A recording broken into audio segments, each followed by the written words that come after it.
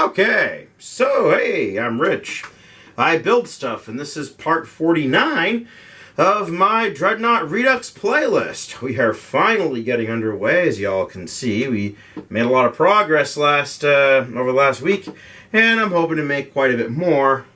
Maybe including getting back to putting some bits into this guy. Maybe even, pretty up these joints between the superstructure and everything, before finally just taking this guy and going ahead and, putting them, painting the insides and putting everybody in. So, with that said, here we go. So, in case you're wondering, I did just test this thing for fit. And at least from where I'm standing, right, it actually just about does it perfectly now. There we go. It's just about perfect. We're nice, we're reasonably flush. Can, perfect it a little with, again, some of the little, some putty I'm getting soon. It's actually Magic Sculpt. Other people have used it and gotten what I thought were good results with it. I figured I'd give it a shot and see if it was any easier to use than green stuff. Hoping that it is. Oh God, please let it be easier to use in green stuff, because I just bought a pound of it. Anyways, so yeah, as you can see, this is actually reasonably flat now. Oh wait, is this not? Here we go. Here, no, we're good. Just a little iffy, but that's okay. Yeah, we're fine. A little further tweaking with the Magic Sculpt, it'll all work out just perfect. But it's fun to see just how far I've come in my skills. So, yeah, I know, camera's at a cocked angle. But, yeah, I don't just do these, videos without watching other people. Because you learn so much when you watch other people. I got this, I think it was, and, I don't know the guy, he doesn't know me. And if you want to make me not mention you ever again, just feel free to let me know, drop a comment, send a PM, whatnot. But I think it was Ebroin Miniatures did this trick where he grabbed his masking tape. He used the yellow Tamiya tape, and he cut him into a bunch of tiny little pieces, and then put those little tiny pieces into places on his boat so that he'd have good masking while also being able to, cover irregular shaped areas. And I figured out to myself, wow, that's a really, really good idea. So I'm going to steal that trick. I mean, I guess if I really wanted to add my own tweak to it, I do triangles, because, that's how finite elements basically work, is it makes pyramids of everything and dices them up. If y'all got an engineering background, y'all already knew this. It's a way to solve, really complex equations in a more computer-friendly manner for the rest of us. Alright. I feel smart. I can now turn the camera off and get to using these little squares to do a little bit of masking. Masking! Alright. So yeah, again, much like the method I've seen on Ebroin Miniatures, and I think I've seen other people doing it now too, is you make all the little squares and then you put them all over the things you don't want to be hit with your paint. In this case, the green paint for the floor.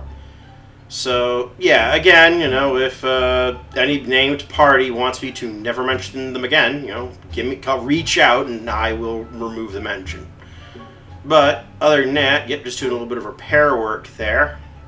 And I'm just going through the interior of that hull because, that actually is gray for the primer regardless, and I'm willing to kind of leave that be as a little sleight of hand. I don't think I go over that with a brush. The one thing I don't love about this method is that it takes a long time to do. But again, things that, are worth doing take a bit of time to do. Guess this was worth it to stall this long for getting onto the actual model, eh? Sorry, my own running joke here. But, so other than that, once I've got that area reasonably well masked, I mask around a little further just to keep it from spreading out where it shouldn't. And then out comes the paint and the airbrush, and the paint this time works perfectly. I want to use it again on stuff, but unfortunately This time I don't get to for this model. Maybe next time if there's a need for a green like that. So, is this thing gonna... here, I'll bring that in a little closer. There we go, sort of, kind of, something, anything. Alright, so... Yeah, yep, I did some stuff off screen, just, you know... Again, taking less footage and trying to be more, you know, judicious with the footage I do take, you know. Maximize the value of what you see and everything, you know, because I do actually want you to enjoy this and get something out of it, so... Anywho... So, yep, just taking the paint, and something you might notice this is fairly opaque and streaky, you might say, for paint that's been watered down like normal, but, excuse me, I didn't water it down this time. I actually left it straight, explicitly for the sake of, you know, covering up stuff that needs to be covered, you know, where more opacity is important, I'll thin it less. I mean, I don't love entirely the idea of leaving it super thick, but sometimes you gotta do what you gotta do. I think like all like the books and stuff say you want it about the consistency of milk. Honestly, I have no idea what the hell they're talking about. I really don't. I don't know. Alright. This thing filming, I think it is. I don't think you see me, do you? Good, because I'm shirtless and I don't want to inflict that kind of eye damage. Anyways, so as you can see, I've added a wall here to separate some galleys. I got a couple of pieces to make those galleys over here. You know, these are going to be in stoves, and I'll try to, you know, make other stuff happen. Officer smoking room, and these are cabins. I'm not sure if I'm going to be able to make them actually look like cabins, so... Don't know what I'm going to do there. And then there's these, which I might be able to get away with just calling it a chain locker and then just, you know, drilling through these holes and then the deck holes associated with it, and then that's life. But, and that's probably a bad idea. Yeah, because then, like, you know, I won't be able to easily take it off because you'll have this chain thing going. And okay, whatever. So you ever get the, you know, thing that happens where you order a thing and what ends up happening is that some of us have order. So you order the thing and you think, oh, hey, it's coming in the next week because you're used to Amazon Prime and all that stuff, only to find out it's coming in like over a week. So it's like 2 weeks, essentially. Yeah, this has happened to me now. Because I thought that my Magic Sculpt was coming in today, and it's coming in next Wednesday, or next Tuesday, or whatnot. You know, I'll be honest, I'm perfectly fine with it, because it was UPS website, you know, saying shipping. So, union strong, guys, go for it. Yeah, I actually do support labor unions. I feel irritated that I myself am not part of one, but, well, yeah, some people would say, but engineers are a profession and that doesn't need a union. To me, not being in a union actually disgraces the profession. To me, I could get into a big thing of ethics. We didn't come here for that. We came here to see somebody put paint on stuff. Or in this case, mix milliput and green stuff, which I guess is called Gymnopedie in a more technical term.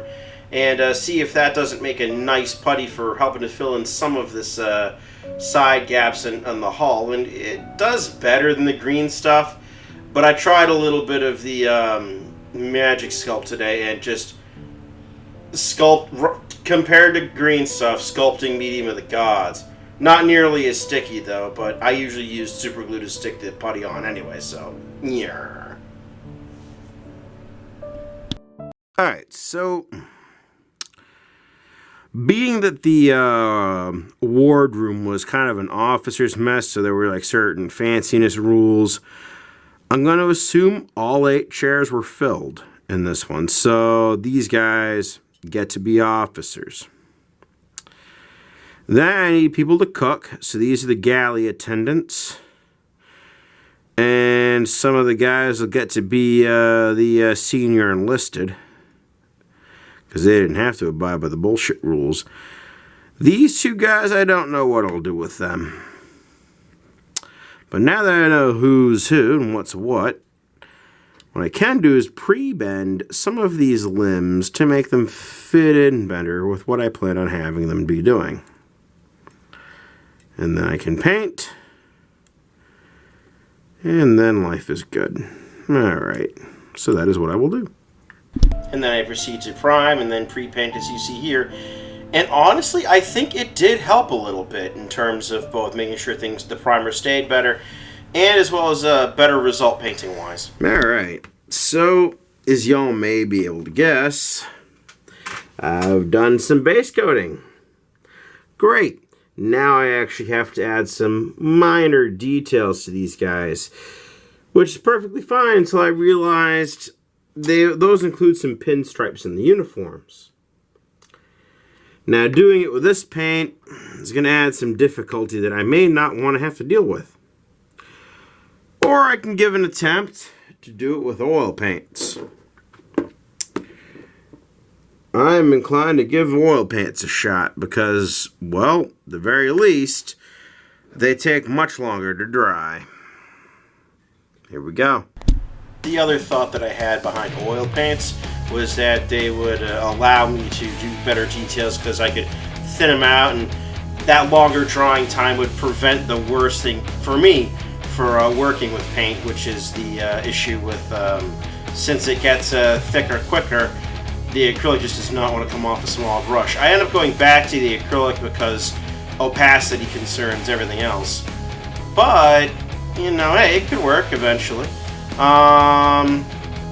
Either way, then you see me just folding up the stewards, or I think these are cooks I do first. And then I fold up stewards, and then I fold up various officers and what have you. You'll notice if you're quick in the eye that I will cut the officers off, or the people eating off, depending at the legs, not at the hip, not at the feet. And that's because then I can easily put them in the chair and don't gotta bend things really crazy. I used to do the bend things really crazy, and then I stopped because you get the same effect and you really are not going to see the difference. So yeah, although there will be like a guy or two standing somewhere. And yep, here I go. I start adding more people, to various galleys and or serving food in the officers' mess, that ward room.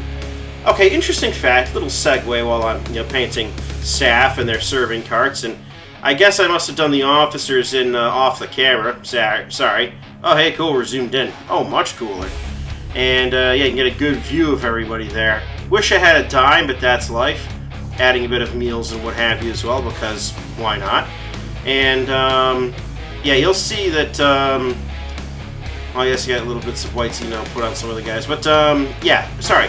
The thing I wanted to share. So I learned apparently that according to some act of Congress or something I've heard, in the U.S. naval people are supposed to eat as gentlemen or something like that, which is a whole bunch of meal rules and all that other stuff.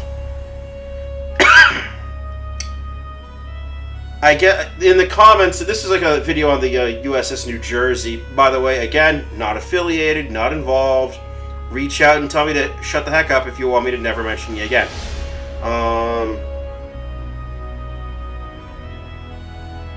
Anyways, but yeah, apparently in the comments of that video were a bunch of Navy guys saying, yeah, I hated the officers' mess. Honestly, hearing that it had it, I would have to be all snooty and follow quote unquote gentlemanly rules of eating.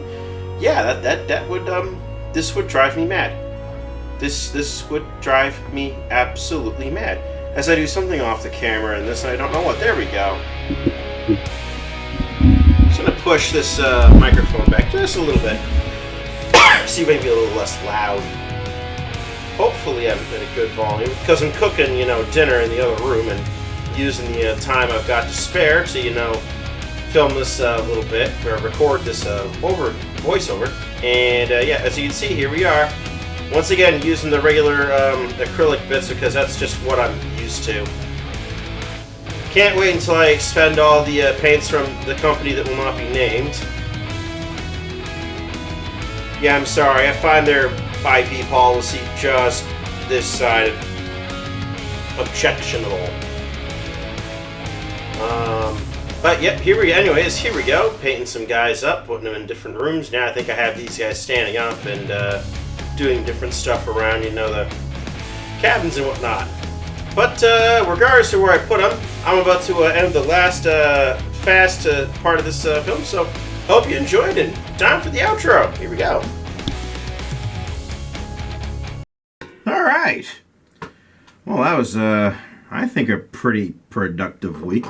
So in the beginning of this, I'd been starting to, you know, paint it and lay out furniture, and well, during this, not only did I populate the front of the bow and, you know, mask it and paint its interior, but I also actually got this here to have people on it and be in a condition that I call done. I also test fitted this thing and found it to be working, so that is also good. That is also good. So let me just zoom this all in. You can get an idea of what's going on here.